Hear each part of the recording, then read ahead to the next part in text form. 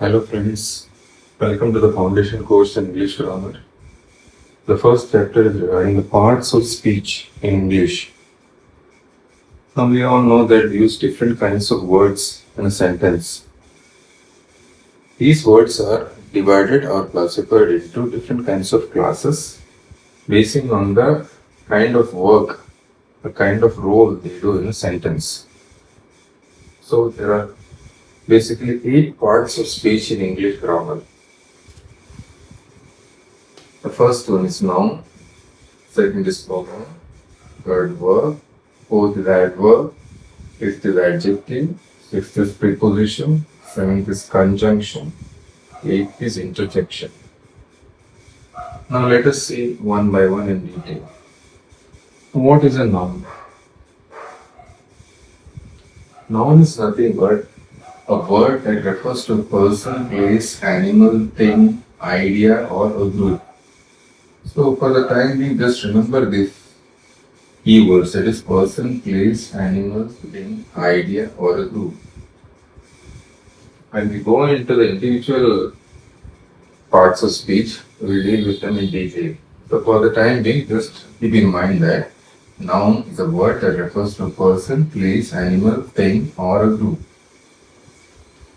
Now, if we see the examples of nouns, then get a better understanding from these sentences. That is, see this example. Ashoka was a great king. Now in this, Ashoka and king, these are nouns. His bravery won him the medal. So in this sentence, bravery and medal, these are nouns. The third sentence, London is located on the banks of the river Thames. Now here, London is a noun, river is a noun, and Thames is a noun. Next, the roses are beautiful. Now in this example, roses is the only noun in the sentence. So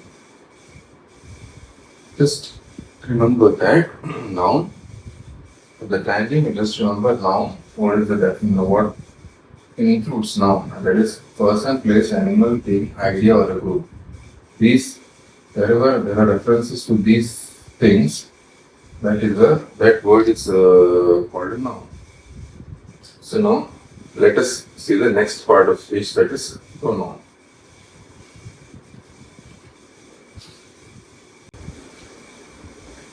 So number 2, pronoun. Pronoun is a word that is used in place of a noun. That is, in place of a noun, a word that can be used in a sentence or in a paragraph. That word is called a pronoun. For example, Ramesh is absent because he is sick. Now in this sentence, Ramesh is the noun. As you can see, Ramesh is absent because, what is the reason he is absent? Because he is sick. So, in this sentence, he is the pronoun. Next, they speak Malayalam in Kerala. So, they is the pronoun in this sentence. She is the best tennis player in India. Now, in this sentence, she is the pronoun. The bride started admiring herself in the mirror. So, herself is the pronoun in this sentence. Next we will see verb. So now we have seen noun, pronoun. Now the third thing, we will see what is a verb.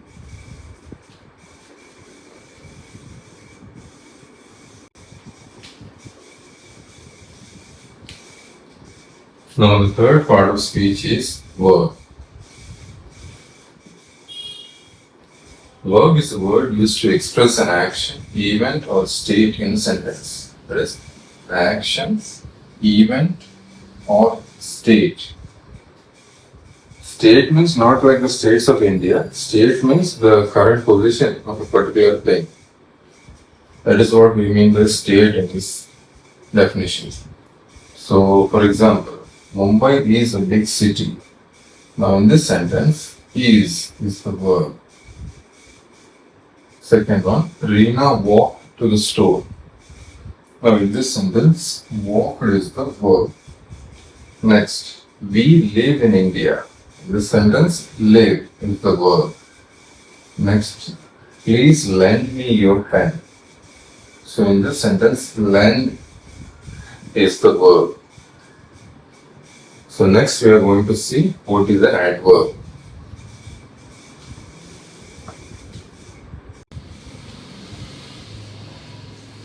So coming to number 4, adverb. Adverb is a word used to add something to the meaning of a verb, adjective, another adverb, or entire sentence. See, I know for some people this may be too much information at once, but please keep in mind that this is just a basic introduction. You just need to keep in mind what the definition of every part of speech means for the time being. That's enough. When we see each of these parts of speech individually, then we will get to understand more, because under each subheading, because for each part of speech also there are different categories or different types. So here we are simply touching the definition and using some examples we're trying to understand what exactly is the use of that part of speech in a sentence. Fine. Okay, so adverb is a word used to add something to the meaning of a verb, adjective, another adverb, or entire sentence. So adjective we will be learning in the next, that is in number 4. So just added verb, I have placed adverb just next to verb. So don't get stressed out because of that. Okay. So adverbs can be used to show in a sentence. Adverbs are used to show what? Manner. Just note down these things: manner, degree, place, time. Means in a sentence, whenever any action is there in a sentence, so adverbs can be used to show the manner, that is how that action or how that thing happens. Next, degree. Degree means to what extent that whatever is happening happens in that situation. Next, it will usually answer to these questions, that is where. You give an answer to where, that is a place. Next, it will also give an idea about time, that is when a particular event or action will happen. And one more thing to keep in mind, usually, but not always, that is adverbs will end with ly. So the words ending with ly usually are adverbs, but not always. The difference we will get to know later in the next chapters, coming chapters. So now we have seen noun, pronoun, verb, adverb. Next we will see what is an adjective. But before that, let us see some examples of adverb.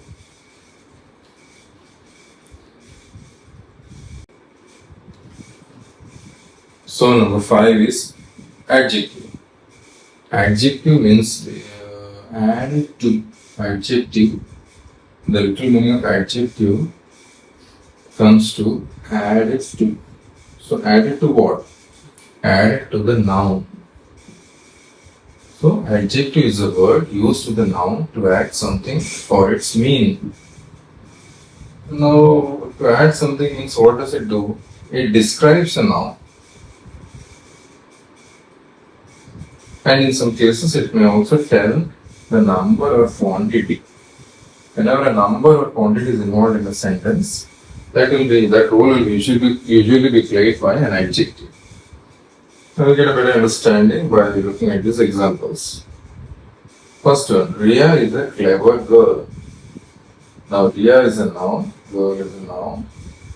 Okay, so what is the additional information about noun provided in the sentence? Clever.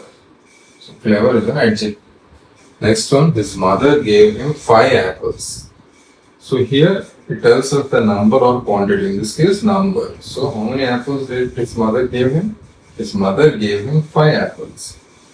Next is, there is little time for preparing for the exam. So here again, quantity, little. How much time? Little time for preparing for the exam. Next is, The boy is lazy. So what is an adjective in this sentence? Noun is boy. Describing the noun is lazy. How is the boy? The boy is lazy. So lazy is the adjective. This sentence.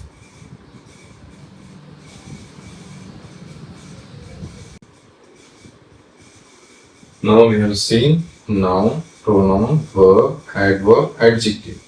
Now let us see what is the preposition. Preposition. The word little meaning of preposition is placed before. Placed before what? Before a noun or a pronoun. So preposition is nothing but a word placed before a noun or a pronoun to show in what relation the person or thing denoted by this noun or pronoun stands in regard to something else. So basically, the preposition shows a relation between a noun and something else in that sentence. For example, there is a cat on the wall. Now, assuming no. Okay, now let us see this example. Number 1. There is a cat on the wall. Now, where is the cat? Cat is the noun. Where is the cat located? On the wall. So, here on is the preposition. Next, he is fond of reading. He is fond of reading. He is fond of what? Reading. So, of is the preposition. Next, the monkey jumped off the tree. Now you see this off and this off, both are different. The monkey jumped off the tree. So in this case, it is the monkey jumped from the tree.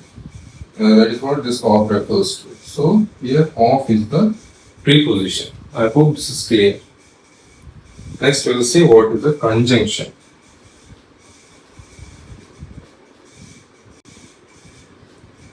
Now coming to the third part of speech, it is conjunction. Conjunction. What is a conjunction? Conjunction, as the word junction indicates, it is the joining of two sentences and sometimes words. So a word which merely joins together sentences and sometimes words is called conjunction. Examples. Bumrah and Shami are good fast bowlers. So, what are the two sentences here? Bumrah is a good fast bowler, Shami is a good fast bowler. So, we can combine the two sentences using and. Bumrah and Shami are good fast bowlers. So, and is the conjunction. Next, 4 and 4 make 8. So, in this, and is the conjunction. Third sentence you can see, Ravi is poor but honest. So, here, but is the conjunction. It is Ravi is poor, Ravi is honest. So Ravi is poor but honest. Although he is poor, he is honest. So the word but comes. So also a conjunction. Now here 4 and 4, these two words are joined together by conjunction. Now in the first and third examples, two sentences are joined together by conjunctions. Next thing, there is the next example. He must speak or he will die. This he must speak is a sentence, he will die is a different sentence. So conditional, the condition is introduced by or. That is, if he doesn't speak, he will die. He must speak or he will die. So in this sentence, or the conjunction. I hope it is clear. Next, we will see the final part of speech, that is interjection.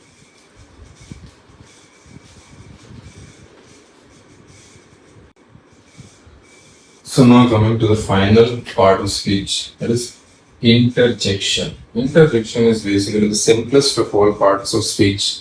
So what does an interjection do? It is nothing but a word which expresses some sudden feeling or emotion.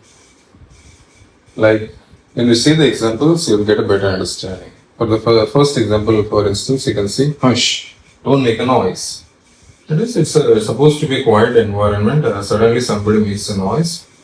Then he is given this one advice or warning, hush, don't make a noise. So, hush is an interjection. The second example, oh, what a lovely day. So O is an interjection. Interjection. Next, alas, she is dead. Somebody is sad that someone is dead. So alas, she is dead. Next is hello, what are you doing here? You have seen somebody known to you suddenly at a new place or a strange place. Immediately we ask, hello, what are you doing here? So hello is an interjection in this example. So I hope all the parts of speech are clear. Now the PDF of this chapter, this parts of speech, will be available in the link in the video description. If anyone has any doubts regarding any of these topics which we have discussed in this chapter, you're free to post your comments to clarify your doubts. Thank you. Thank you one and all.